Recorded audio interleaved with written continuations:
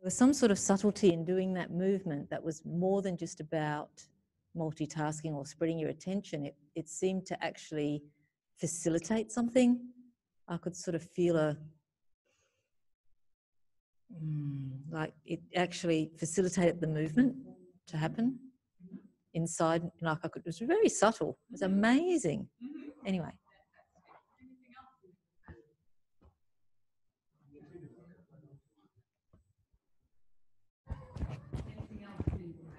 I found that absolutely fabulous. You know, even while it was a subtle movement, I felt that the result was very unsubtle. It was like much more comfortable to lie in that way. And then it was not hard to transfer without even, before Anna even did the movements on the other side, to transfer. No, we're talking about the bell hand movement.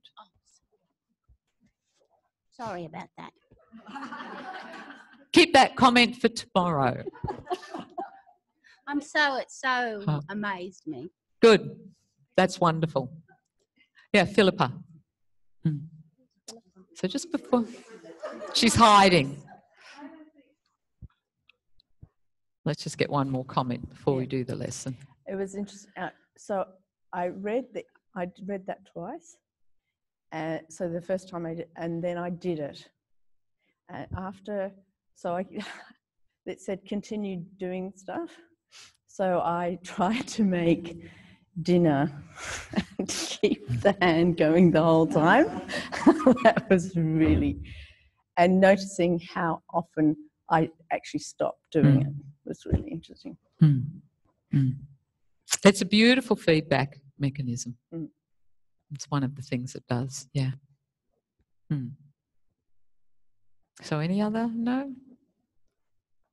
So did you remember the feeling from when you were doing it with Jeff? No? Yeah. I was amazed. Like, it was a really profound ATM to do. But I still had the sensation from that 2 days later. And I thought, wow. And I was sort of a bit discombobulated, but it was great. Yeah. Okay, so lie down.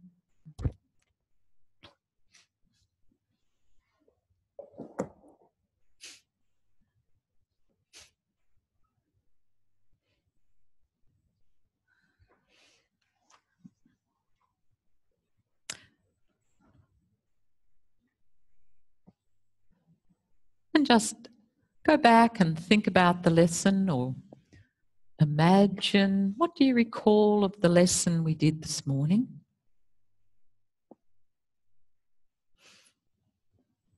That idea of moving yourself through space. One side getting longer, one side getting shorter.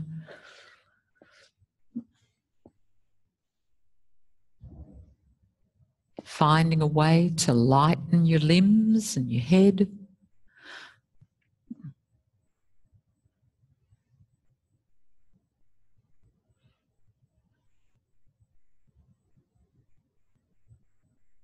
And roll onto your right side.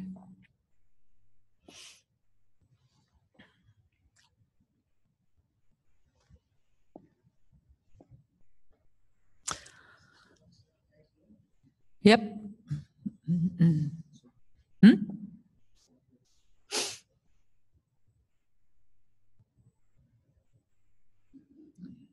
Are you right or left-handed, Elizabeth?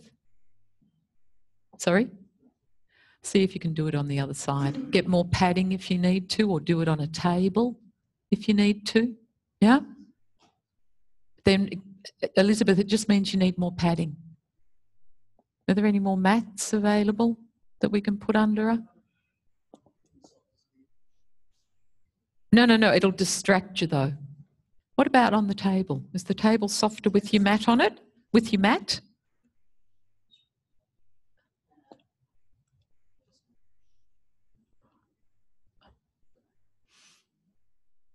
If you really know you'll be uncomfortable, do it on the other side. Honestly, do it on the other side. Huh? It's just, the reason he often chooses his side is that most of us are right-hand dominant.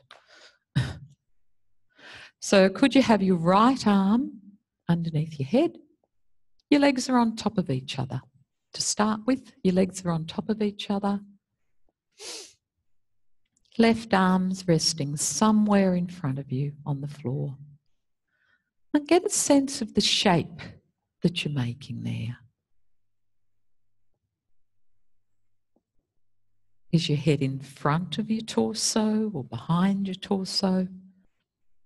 Are you a little bit more rounded in this position, or are you a little bit more extended? So your knees are bent, Jane. Huh?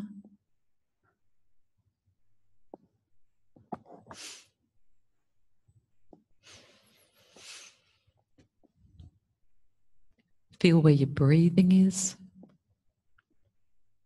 the rhythm of your breathing.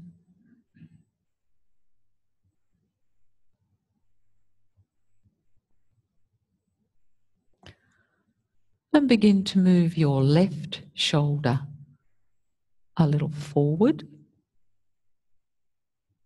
and a little backward.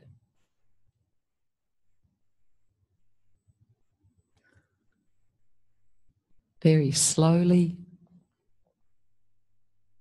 gently.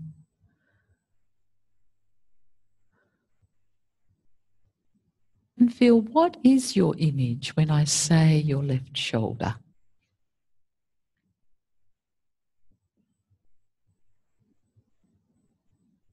So really notice how you initiate the movement.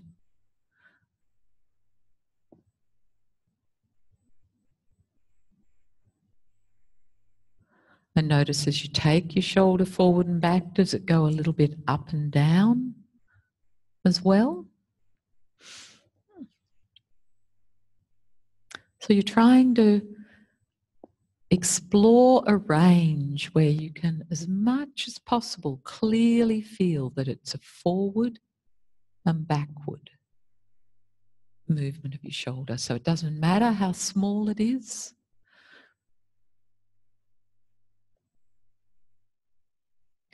And as you do that small movement of your shoulder forward and backward, you very softly and easily scan through the rest of yourself.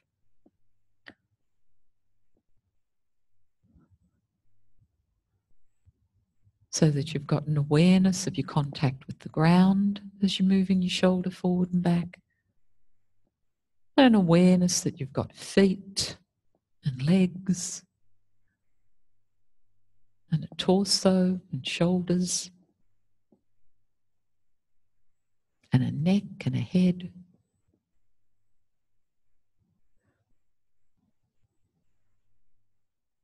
So again, you know it's you moving your shoulder. It's you moving your shoulder a little forward and back. It's not a separate part of you.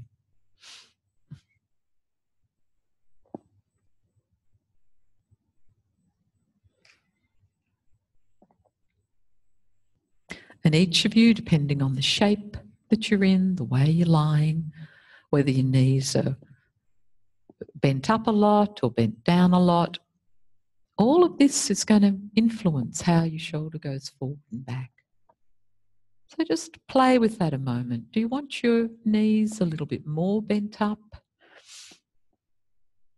or a little bit less?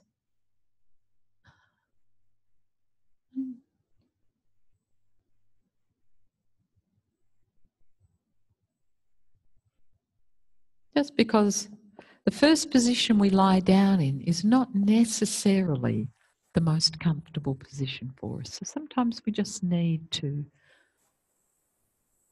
just try a few options.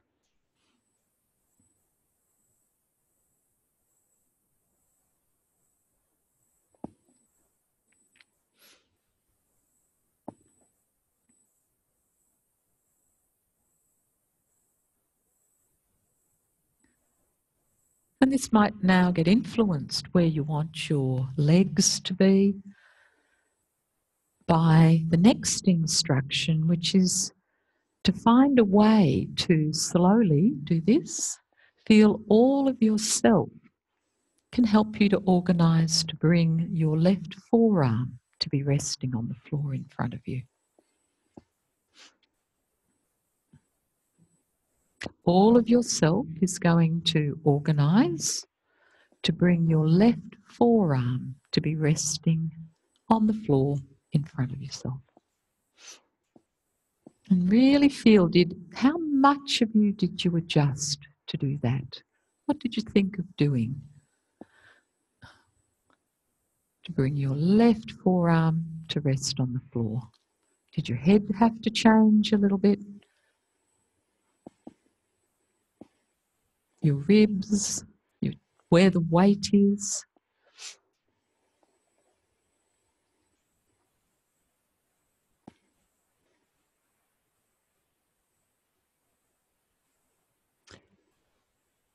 And now keeping your shoulder in, your arm in that position, could you begin now with your right hand to very gently flex your fingers a little and then allow them to softly open. And you flex them and then you allow them to softly open. And can you do this in a position where your fingers or knuckles aren't resting on the floor? So just find a position for your right arm to be.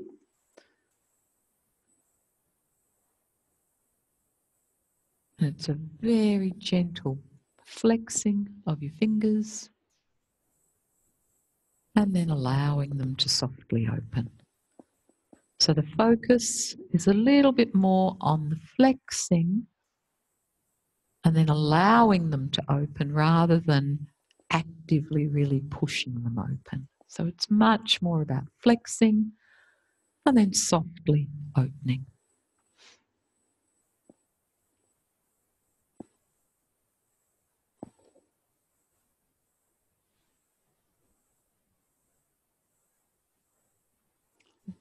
The smallest amount that you need, so that you're going to find a range of movement here that you could just keep doing without even thinking about it much.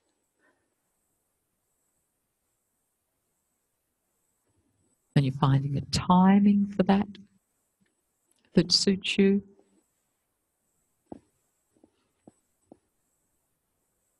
So that the fingers of your right hand constantly flex a little bit and open a little bit.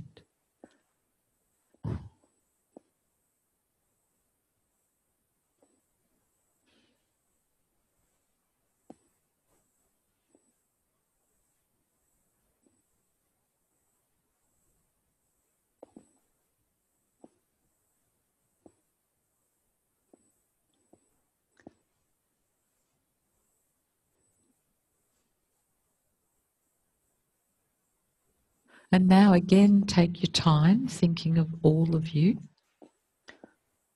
And how could you bring your left lower leg to be lying on the floor in front of you? So we've already got your left forearm lying on the floor. So how do you adjust everything? How do you find a way that you could be comfortable?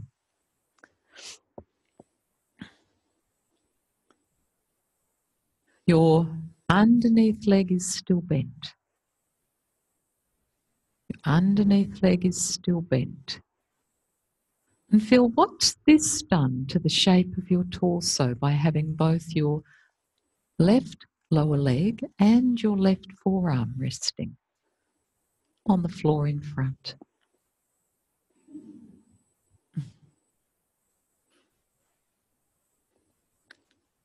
And begin this very gentle flexing of your fingers again.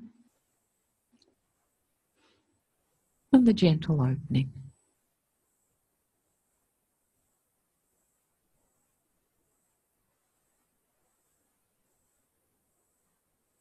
Okay, so I think I need to clarify something here. So before we go any further, this is, some of you I can see are more doing this if you can see me. You're bringing your thumb to your fingers. You're doing this. Huh? It's just the fingers flexing. It's just the fingers flexing. It's not the thumb coming to the fingers. You might have done that with Jeff. This is not the same. It's just the fingers flexing. As if you're doing a little wave. Just the fingers flexing. So not doing much with the wrist, not pulling the wrist in, but just a very gentle flexing of the fingers and opening them.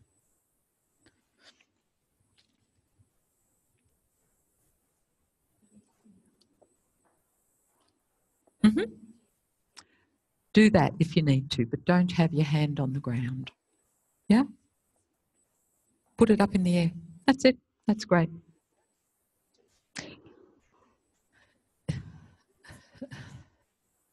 Can you get there comfortably? Not really. Okay. Let me see if I can help you a little bit. What about if we, because we've been doing all this stuff to get you longer and shorter, and we brought you a little bit more forward. Yeah?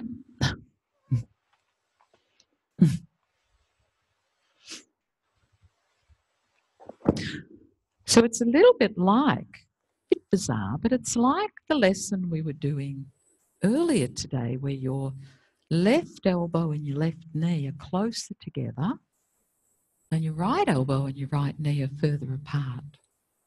So we're getting you long on one side of your torso, shorter on the other side of your torso.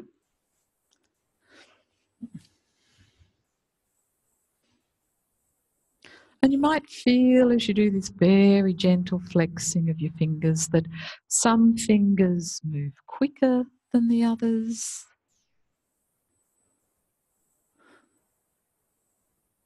Or maybe it's a little bit more of a sequence. So maybe you start with the outside finger or the index finger. So don't worry too much about the sequencing at the moment or if one's doing more than the other. Just see if you can get this very gentle flexion and then opening of your fingers with as little effort as possible.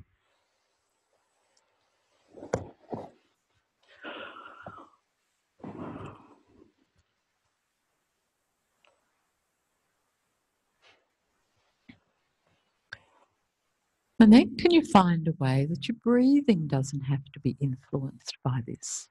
So you could pause for a moment and just notice your breathing.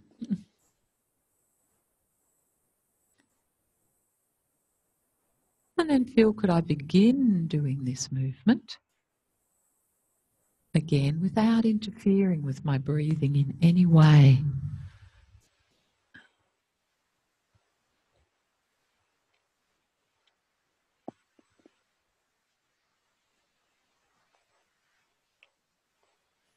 So I'm just going to read a little bit out of the transcript while you keep flexing your fingers of your right hand and gently opening them.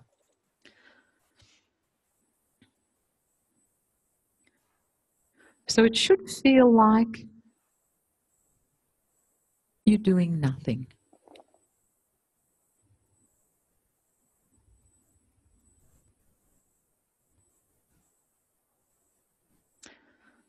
So now he starts talking a little bit about the brain. So when we say that the object, what's the object of the movement, we don't mean it because there is not a strict cause and effect relationship between those two things. Therefore, we can't say that that's the object of doing something. But in our nervous system, in our motor cortex, in other words, in that part of our brain which actually performs, executes, and organises us for action, the hands are, and the fingers are, of course, the most important part. and they occupy an area on the motor cortex incommensurable with the other parts. For instance, the whole leg from the hip joint to the foot in the sensory motor cortex, compared with the area occupied by the hand, I cannot say roughly how much it is, but it's on the order of being about 10 times as much. So that when we do this movement, not entirely flexing, not entirely extending, a very gentle movement, and if you keep on doing it, you'll find that in the end, you begin to do it differently. And you will realise that the hands of some people lie in a way which is not effective for these results. And for others, it's the right thing to do. It's like Goldilocks and the Three Bears.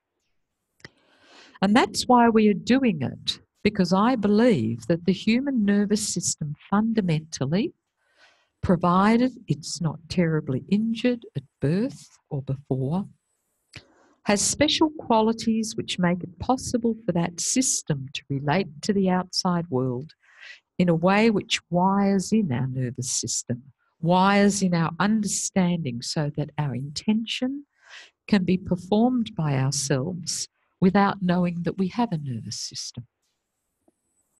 If we work, if we learn properly for our individual point of view, we arrive at a state when we are grown up, we have an intention to do something.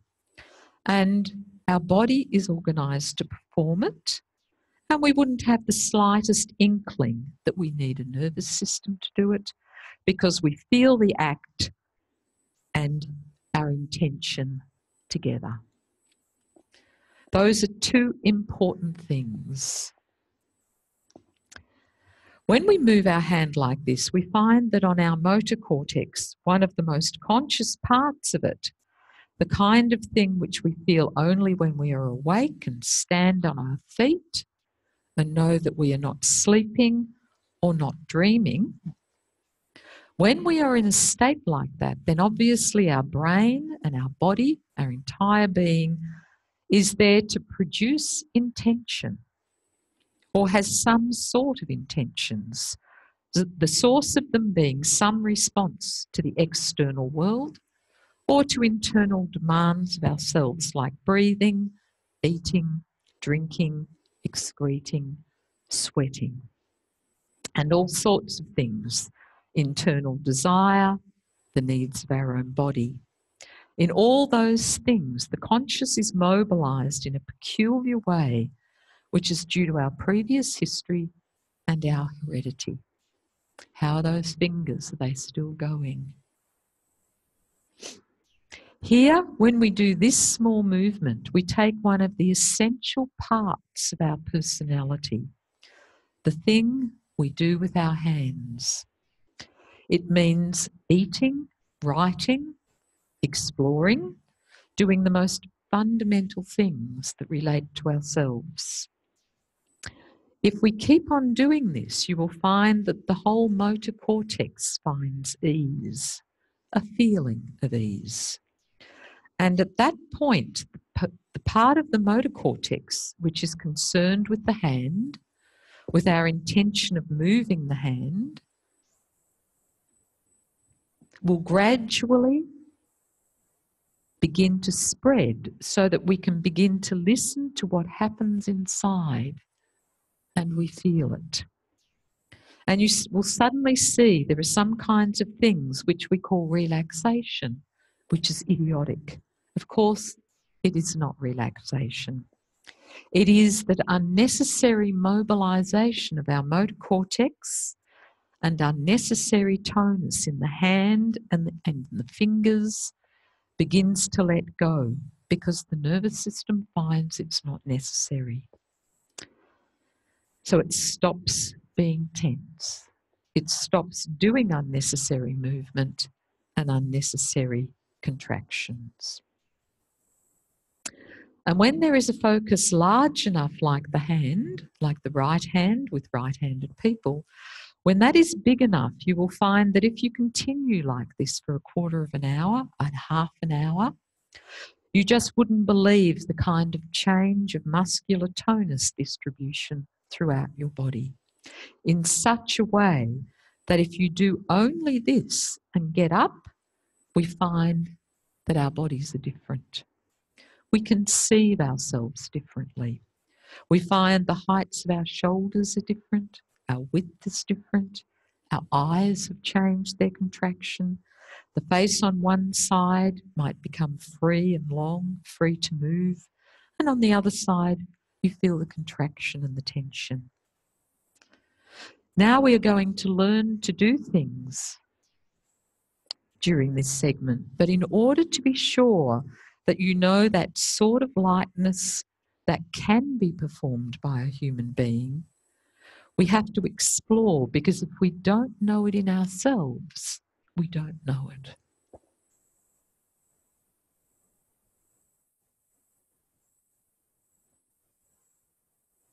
Keep on doing that very soft movement of your fingers.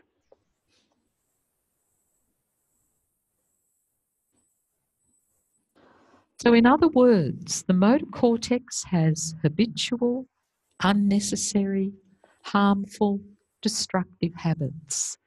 Though habits in themselves are a wonderful thing, and without them you couldn't live at all.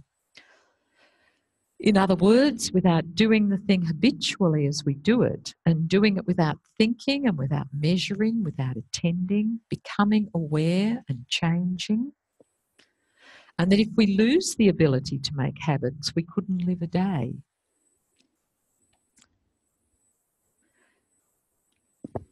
So there's nothing wrong with habits, but what we're looking for are which are the habits that are useful for us,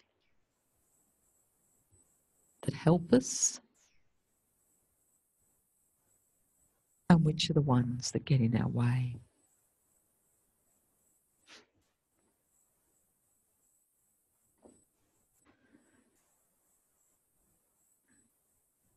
So as you begin to flex, continue to flex and extend your fingers, is there something about your breathing that relates to that? So by doing this movement, has something happened with your breathing? Has something changed in its organisation as I've been talking and you've been doing this movement?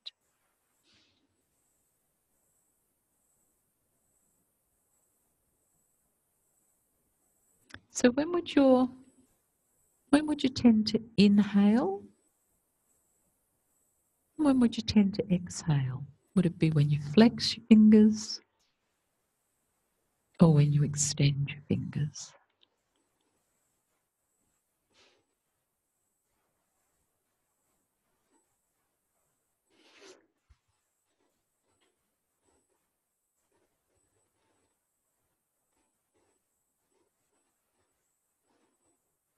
So just simply look for that relationship first.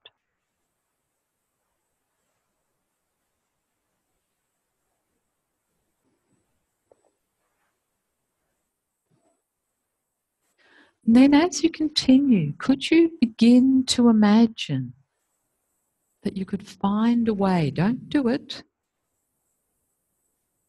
find a way to begin to lighten your left knee a little bit away from the ground without interfering with your breathing, without interfering with the gentle flexion and extension.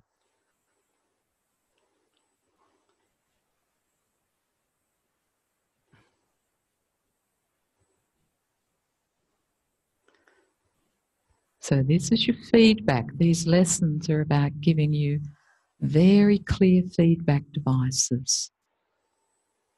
So this gentle flexing and extending of your fingers,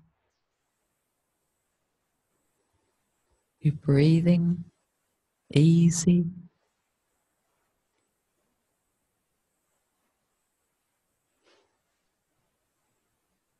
And then beginning to notice as I do this, how could I begin to lighten? So we've already talked about this a little bit, that lightening your leg doesn't mean you're pushing something into the floor. Doesn't mean bracing. When we were watching people this morning, remember, and if everything wasn't distributed and easy, they had to push into the floor and brace and hold their breath.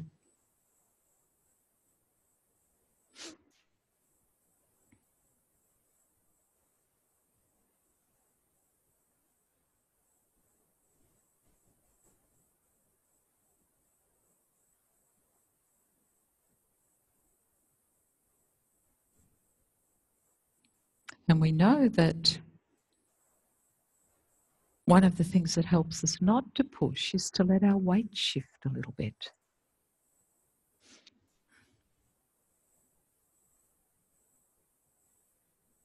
So maybe you need to shift your weight a little to find a light place to lift your knee.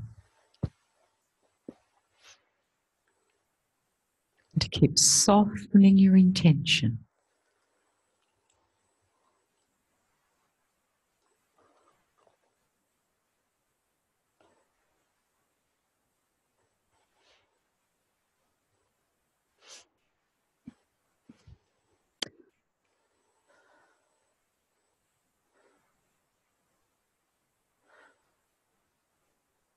And if you're really finding, I can't even begin to imagine how my knee would lift, try moving where your head is.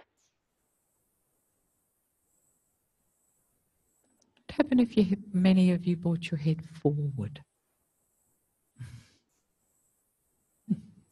Not taking it further back to engage your extensors, but brought it further forward.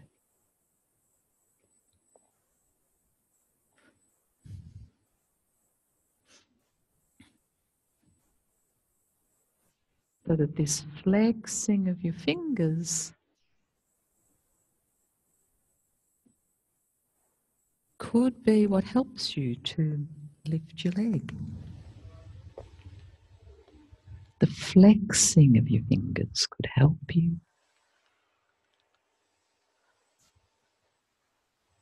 to begin to lighten your leg.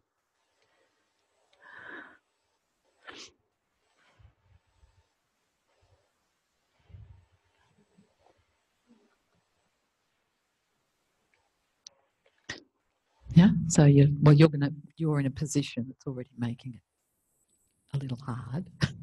So let me see. Okay. So you lie in your position and you're trying to work out. Now see how your back leg is long? That's going to make it really difficult to lift your leg. Could you bring your right leg a little higher? Sorry? Your right leg. And your left leg. Okay. See what it's like there to flex your fingers. No, don't take your head back. Stay where you were. Yeah. Yeah, that's fine.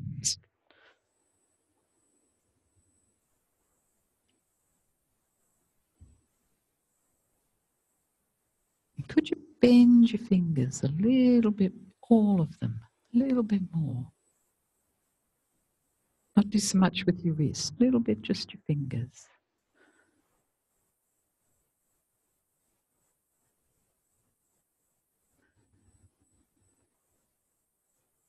This is going back a little bit to that idea of how do I feel this profound change through all of myself?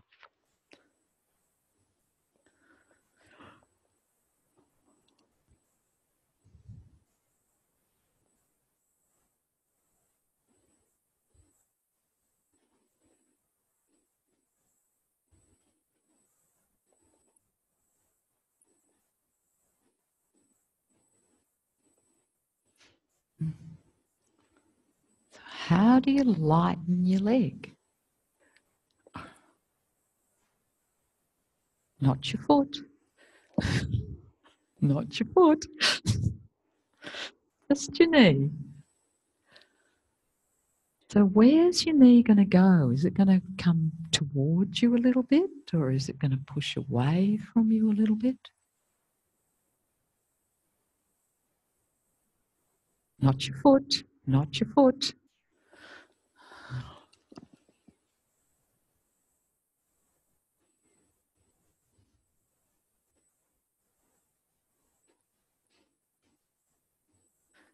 What would your head do? Would your chin go away from your chest or come towards your chest?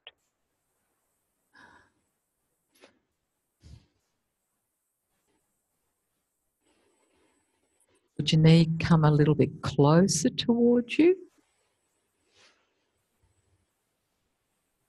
to lift?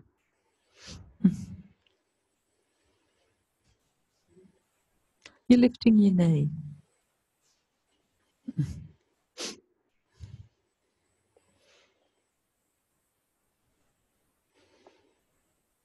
Elizabeth, you went straight into doing it. Find it.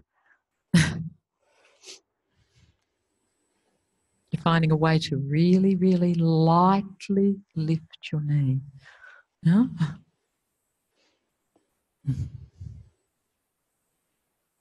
And your elbow can stay on the ground. So your elbow doesn't have to lift away from the ground.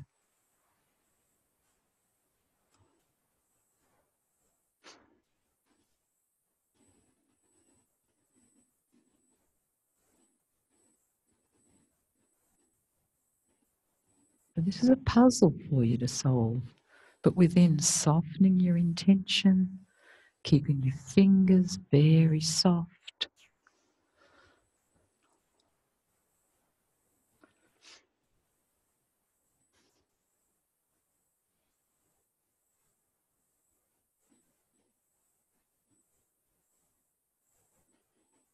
Think if you were the skeleton, would you just lift your legs straight up? Is that what the skeleton would do?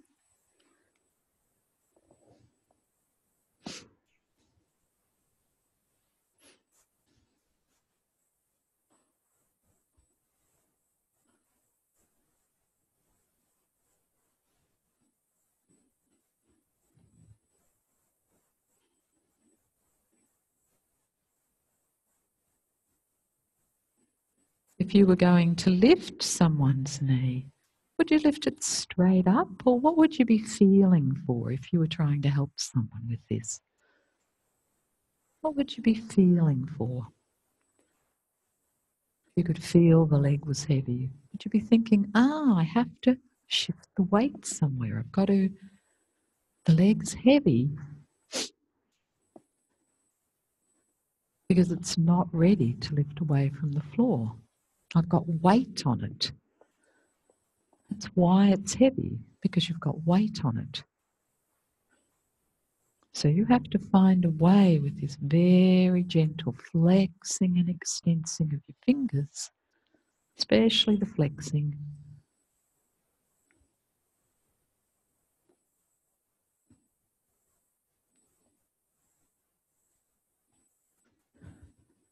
And as you continue, you might find that what's going to lighten it the most easily is your flexors.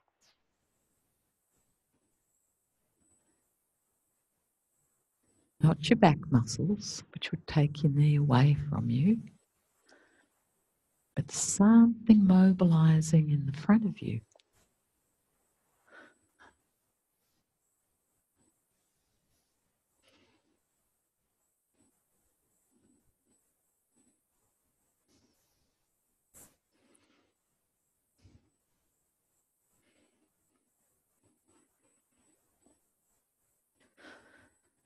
And then you could begin to combine this with very gently turning your head toward the ceiling,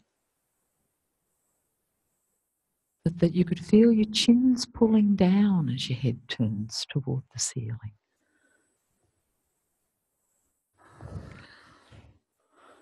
It's not going up away from your chest, but it's gently pulling down.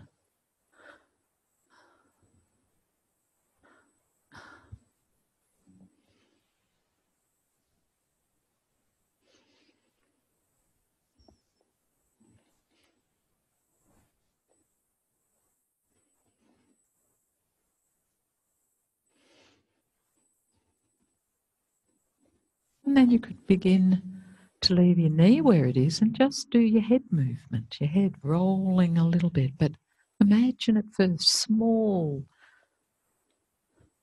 so that you can begin to feel, just as we did with your leg, how all of you has to be ready to respond. So just as you roll your head again, how deep within you can you feel that roll comes from? Is it just your neck?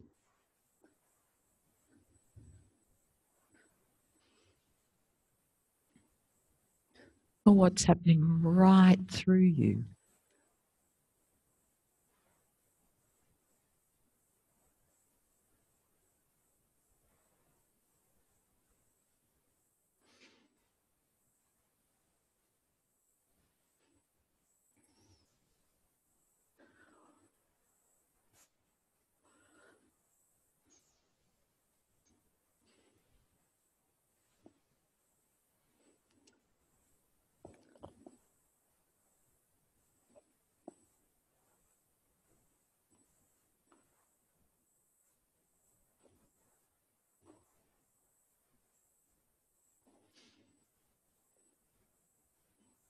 So you can feel your back getting longer.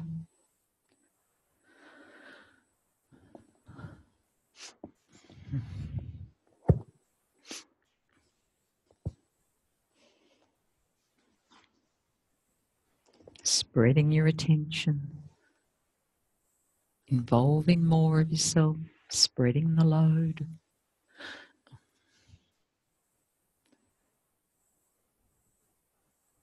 And it's this flexing and opening of the fingers that's leading it all. That's just not in the background, but that's the movement that is there to find this ease, this relationship between our flexors and extensors. That's soft, easy, effortless. So is there something about organising this in our hand that can gradually, as he said, your hand has a huge area on your motor cortex, that if I can find a way to really soften my hand, find this soft reversible motion in my fingers, that this can redistribute the tonus throughout me.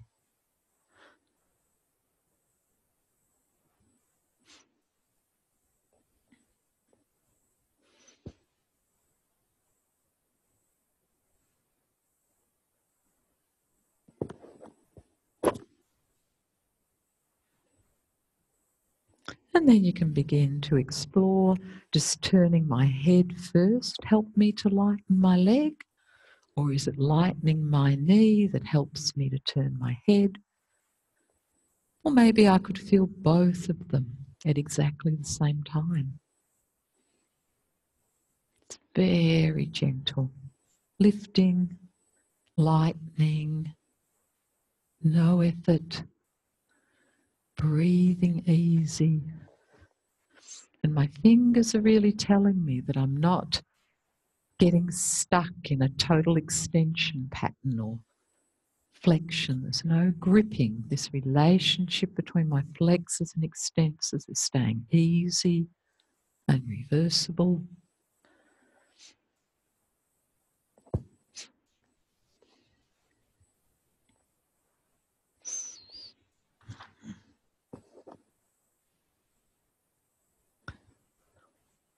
And then very slowly roll to your back. Have a rest. See what that's done.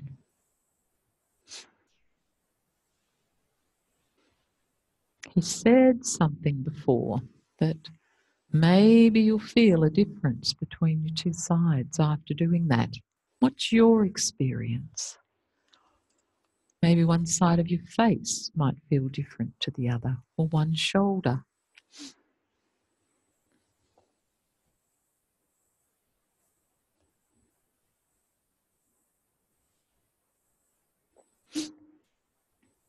What's the floor telling you about your organisation or your state of being at the moment? Does it feel longer or wider anywhere?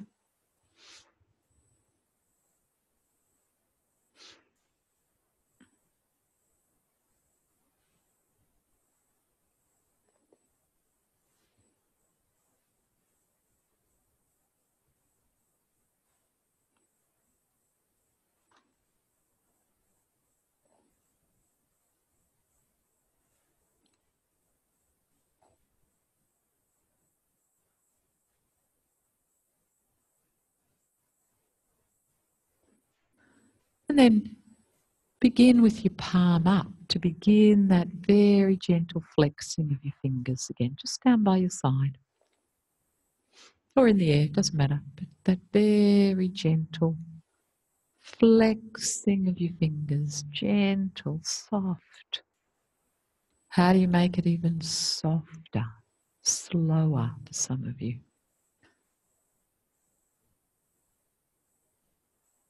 Hypnotic.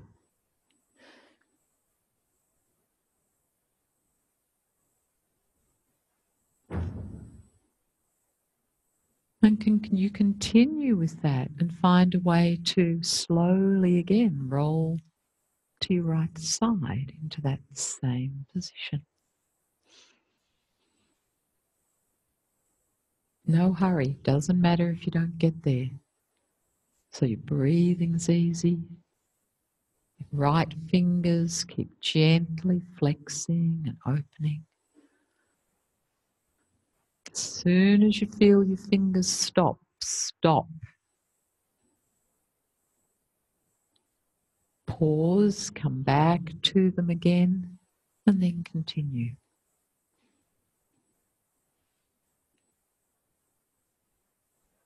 Find that quality.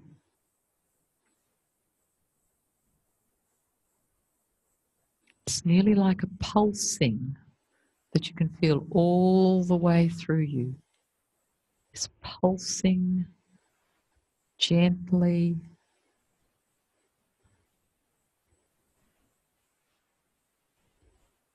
That everything starts to flex a little and open, and flex a little bit and open.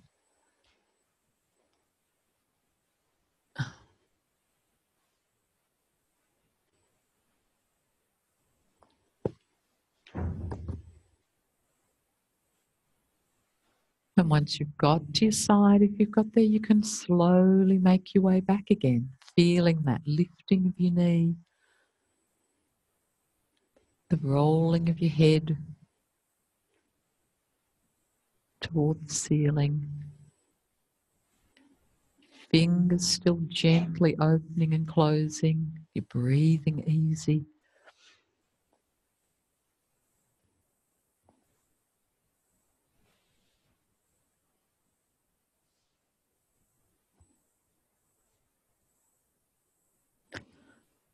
So the intention and the act become one.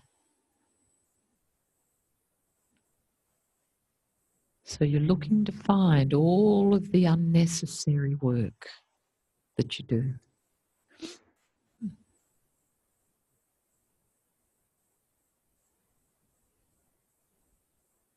To really find in your motor cortex that you can mobilize yourself into movement without all of the habits that you might use. And to use this to become aware of some of those habits. What do I do?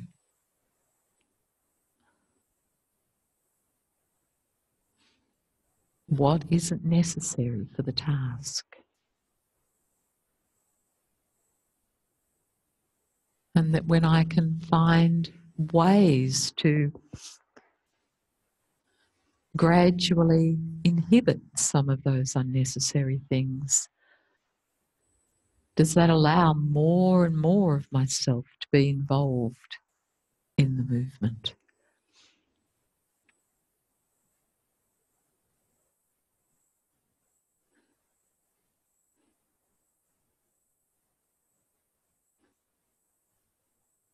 But no matter what I'm doing, I can feel all of myself.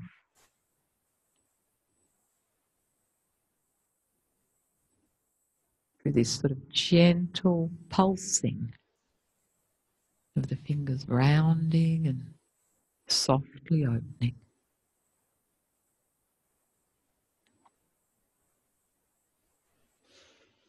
So that by not forcing the extension or making it happen, we're allowing our extensors to have a little bit of a rest, to give up maybe some of their habitual gravity responses and to find this length and width and ease.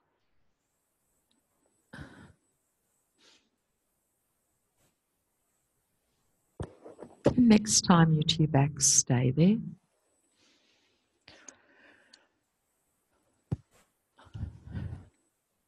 And just notice how you sense yourself at the moment.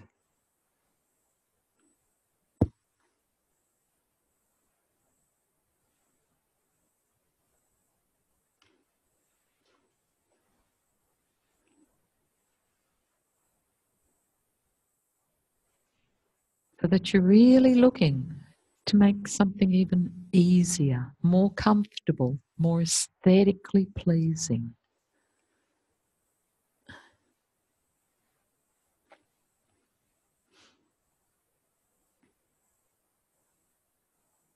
To have that opportunity to explore your habits of mobilization.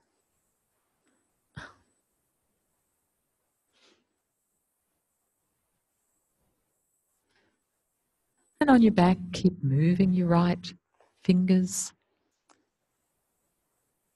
And very gently now find a way to come to standing without interfering with your fingers. Slowly, slowly.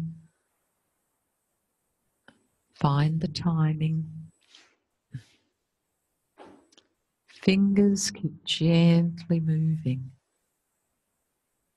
And as there's some relationship between my fingers continually opening and closing, my breathing being easy, my pelvis being able to keep moving, that I can bring myself up without pushing.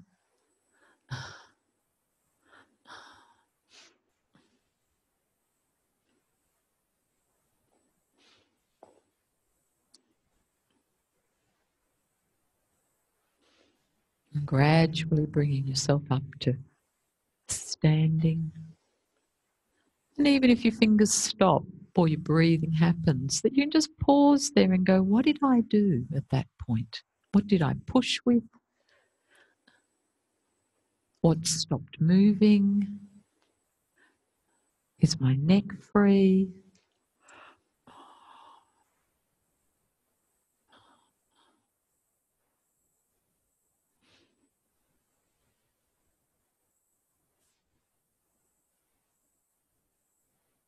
And can your fingers still gently keep opening and closing?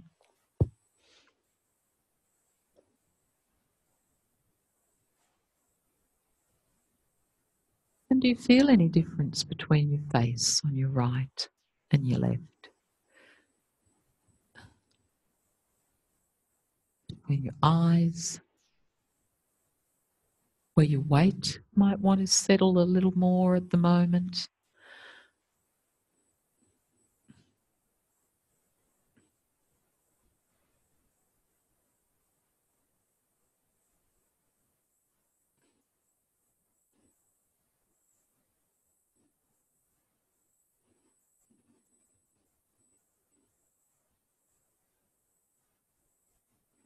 And begin keeping your fingers gently going. How do you mobilize yourself to start to walk? And keep your fingers gently opening and closing.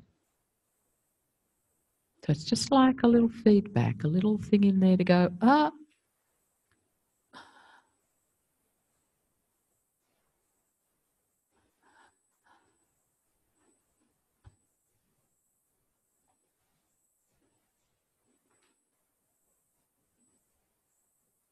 How do you mobilize yourself when maybe your intentionality after a lesson like this is quite different?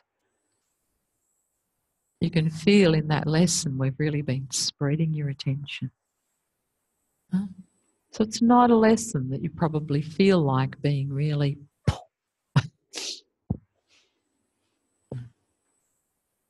your intention is to walk.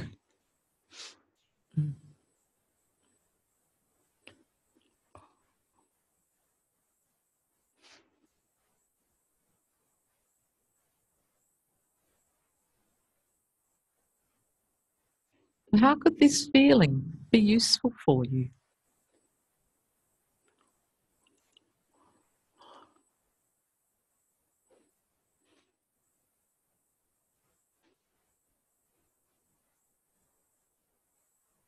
I've got quite a few clients who, when I do this with them a lot, they use this to help them go to sleep.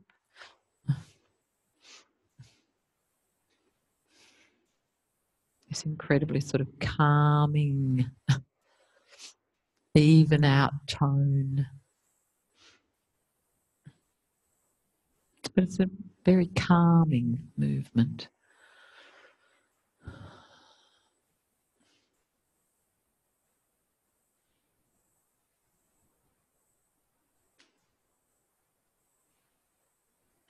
So we'll finish there for today.